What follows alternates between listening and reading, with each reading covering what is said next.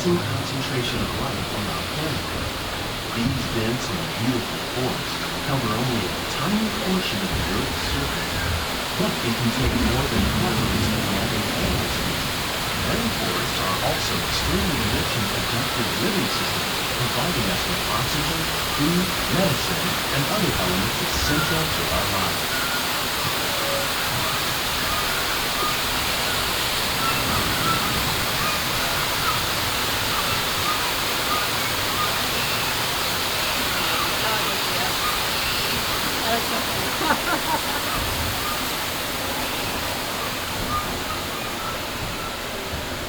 In the desert, nature has created a very different, no less beautiful living system. And while this arid landscape may seem lifeless, it is very much alive. The plants and animals that have learned to survive in these harsh conditions make use of what little water they can find and avoid the scorching rays of the relentless sun.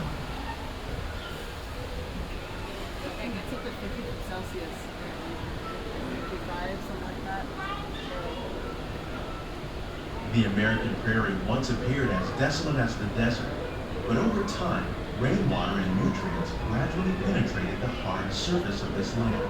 Even the hooves of the mighty buffalo helped create the rich soil that will one day become home to the American farm.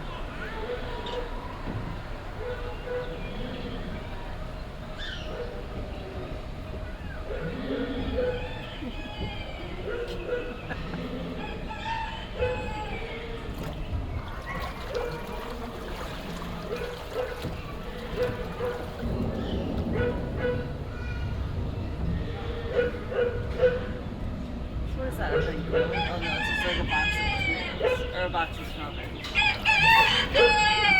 Shut up. Of all the forces at work on the land, humans have had one of the most profound effects. The need to produce food for a growing world led to the enormous use and sometimes overuse of land. In our search for more efficient ways to grow food, we often fail to realize the impact of our methods.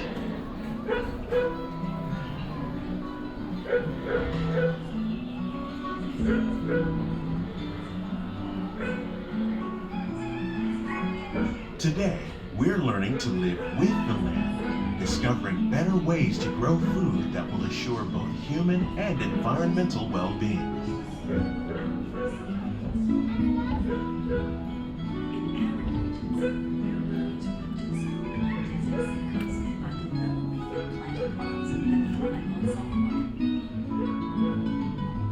In Japan, we learned that by mixing these and other living materials into our soil, we can make farmland more fertile without the need for chemicals. Here at Epcot, we're learning to reduce the need for chemical pesticides by breeding and using natural predators, like ladybugs and wasps, to control pests. In the farmlands across America, we're learning that by plowing under vegetation containing natural fertilizers, we can enrich the soil without the use of chemicals. In arid regions, we're learning to produce food on desert seacoasts by developing and planting crops that thrive on salt water.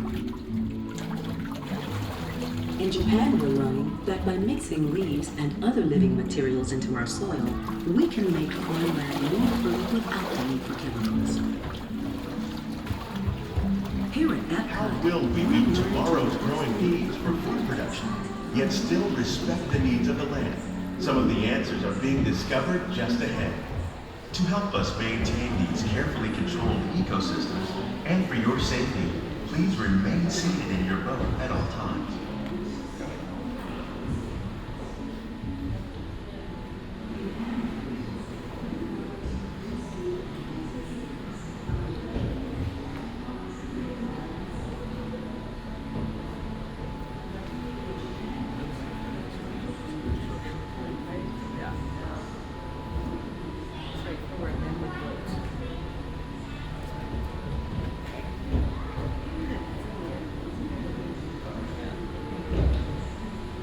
Welcome to our living laboratory, where scientists from Epcot and the U.S. Department of Agriculture are exploring innovative ways to produce bountiful harvests now and into the future.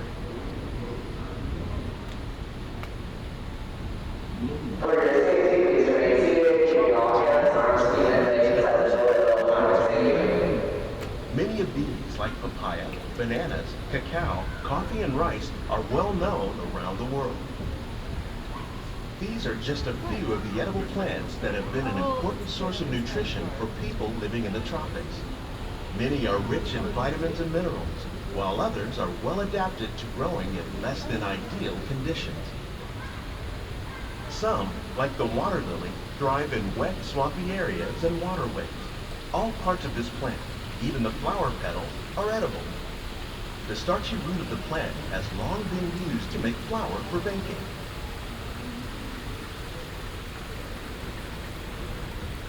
One day, many of these lesser-known tropical plants may be as important as the bananas growing on both sides of the boat. More than 28 million tons of bananas are eaten annually, making it the most popular fruit in the world.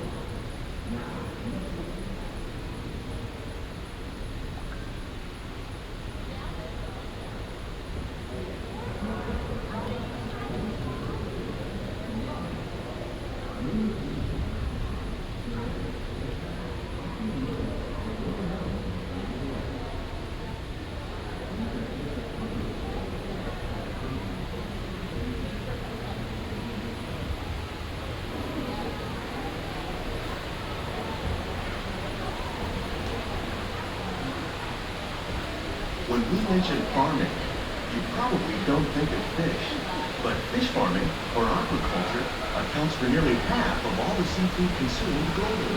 Tilapia, bass, and catfish, like the ones you see here, are three of the more popular crops raised by fish farmers. The sustainable system we're using here recycles the water in the tanks. As a result, we're able to save millions of gallons each year. Our small fish farm produces nearly 5,000 pounds of fish each year to serve in restaurants around Walt Disney World. Innovations like this one can play an important role in our efforts to produce powerful products and still protect the natural resources.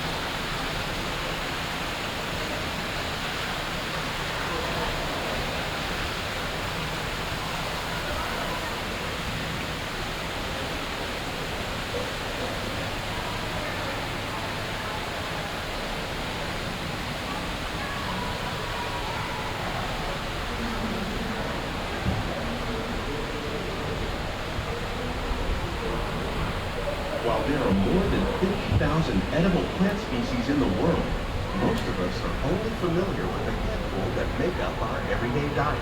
The common grains growing here, wheat, maize, sorghum, and millet, plus rice, account for nearly 2/3 of our global food consumption. Learning how to increase yields of these staples is an important goal of research around the world.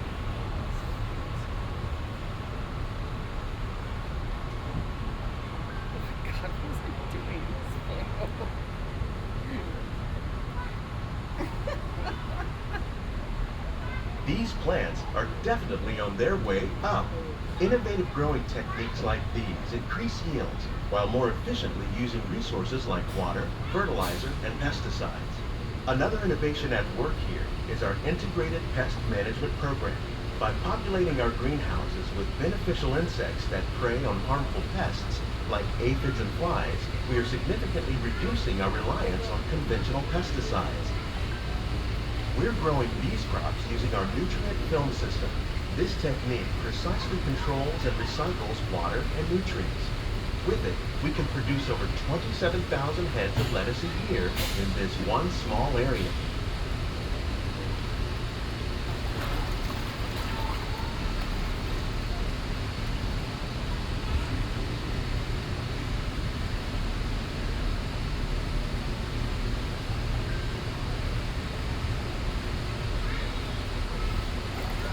Some of our best ideas have been inspired by nature, like these fruit and vegetable trees.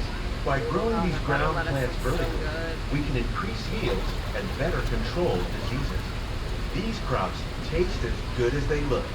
In fact, we serve more than 15 tons of produce from our greenhouses in restaurants here at the land every year.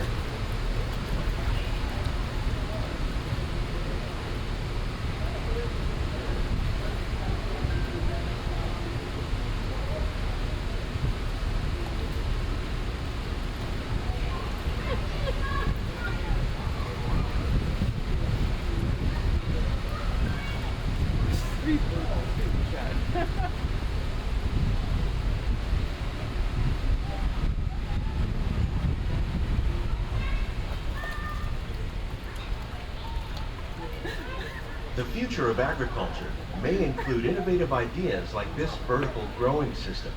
Plants grown in this way use a fraction of the space required by traditional growing methods. That saves water and increases production. The aquaponics system on your left combines hydroponics with aquaculture. The fish provide a natural source of fertilizer for the plants, and the plants help keep the water clean for the fish. It's another great way to produce more while using less. In our lab, Epcot scientists are working with the U.S. Department of Agriculture on a number of innovative projects. The goal of these efforts is to produce higher yielding and better quality plants.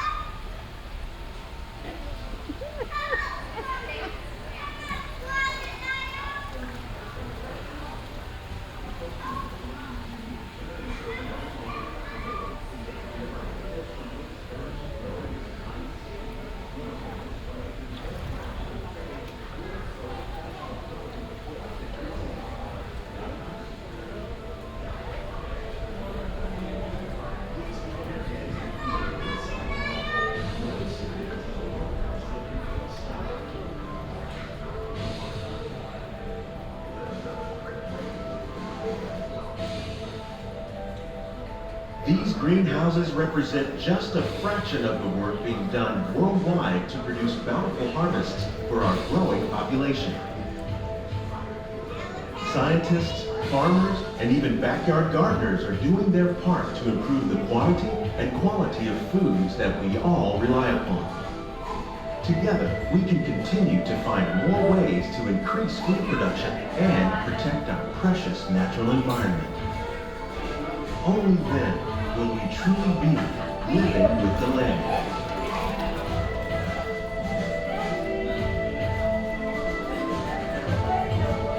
On behalf of Walt Disney World, we hope you've enjoyed this unique journey through our living laboratory. If you'd like a closer look, then check out the behind the scenes walking tour.